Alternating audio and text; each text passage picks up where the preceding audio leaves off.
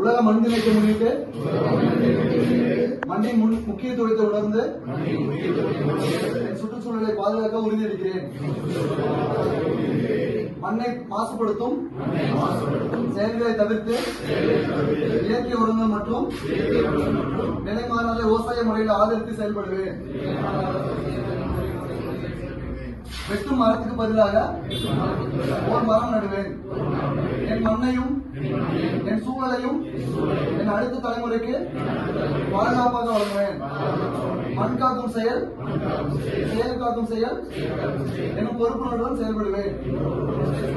இன்று முதல் மண் பாதுகாப்புக்கான விழிப்புணர்வை என் குடும்பத்திற்கும் சமூகத்திற்கும் பரப்புவேன்.